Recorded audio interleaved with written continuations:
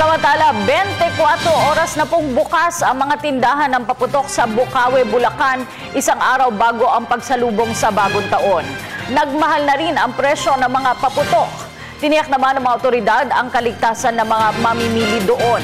Nag-uulat si Haji Caaminio mula sa Bocaue, Bulacan. Live. Kathy, madilim na nga pero patuloy pa din sa pagdagsa yung ating mga mamimili dito sa Bocaue, Bulacan para nga bumili ng mga paputok bilang pagsalubong nga sa taong 2015. Kasabay naman ng exodus ng mga mamimili, nakaantabay na ang mga otoridad sa pangunguna ng Philippine National Police, Bureau of Fire Protection, Department of Health at Armed Forces of the Philippines para sa kaligtasan ng publiko. Hindi na nga mahulog ang karayom ang mga humahabol dito sa Bocaue, Bulacan na mamimili ng iba't ibang tindahan ng paputok. 24 oras na kasi ang operasyon dito sa Bocaue. Tiniyak ng mga otoridad na sumailalim sa masusing inspeksyon ang lahat ng paputok na ibinebenta nila. Kailangan may tatak o seal ng good product quality ang mga paputok para matiyak na ligtas itong gamitin. Dapat din ay may instructions o warning na nakasulat sa lalagyan. Pinakamabenta ngayon dito ang mga murang paputok kagaya na lamang ng Quitis, Fountain, Sawa at 5-star. Marami na din ang bumibili ng aerial firecrackers gaya ng fireworks. Dahil nagkakaubusan na ng supply, tumaas na ang presyo ng mga paputok. Halimbawa na lamang ang Quitis na dating 4 pesos, ngayon ay 7 pesos na ang bawat piraso.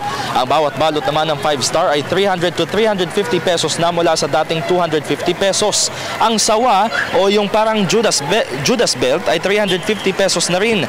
Hindi pa rin nagbabago ang presyo ng fireworks na naglalaro mula 1,900 pesos hanggang 10,500 pesos, depende kung ilang shots ang bibilhin. Samantala, natuto na rin ang mga tindahan na magpatupad ng dapat gawin para sa kaligtasan ng kanilang mamimili. Nakahanda ang kanilang fire extinguishers o di kaya mga drum ng tubig sakaling magkaroon ng sunog.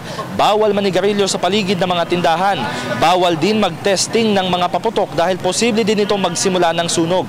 Hindi naman pinahihintulutan ng mga pampasaherong bus ang pagsasakay ng paputok, kaya mas mabuti nang may dala kayong mga may dala kayong mga sariling sasakyan. Karamihan sa mga paputok ay locally made dito sa Bulacan, samantalang ang iba naman ay imported mula sa China. Mahigpit din ipinagbabawal dito sa Bocaue, Bulacan ang pagbebenta ng mga mapanganib na paputok kagaya na lamang ng Piccolo.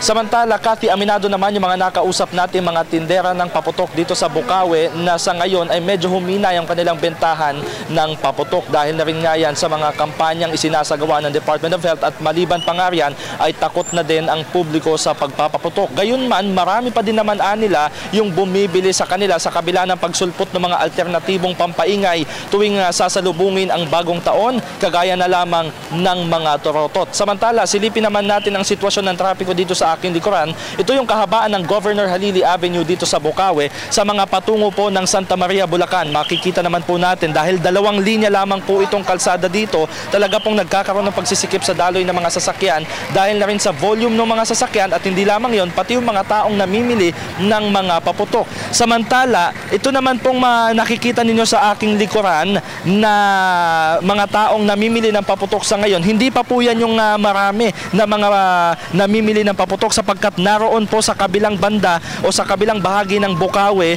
nandoon yung mga taong talagang hindi mahulugang karayom o yung talagang pinakamaraming bilang ng mga tao dahil nandoon din yung karamihan sa mga tindahan o yung bulto ng mga tindahan ng paputok patungo sa bahagi ng Santa Maria. Samantalang ito namang pwesto natin ngayon dito, Kathy, ay yung daan patungo naman ng MacArthur Highway. At kanina nga, nung nag-iikot tayo ng ating kasamang si Julius de Samboron, ay nadaanan natin yung kahabaan ng Governor Halili Avenue magmula pa lamang sa San Jose del Monte hanggang dito sa Bocaue. Matindi na talaga yung trapiko. Kaya naman payo natin para sa lahat ng mga hahabol pa na mga mamimili ng paputok dito sa Bocaue, magbaon na lamang po tayo ng mahabang pasensya o di naman po kaya ipagpaliban na lang muna natin ngayong gabi at bukas na lamang ng medyo maaga-aga magpunta dito sa Bocaue dahil 24 hours na nga ang operasyon ng mga tindahan dito.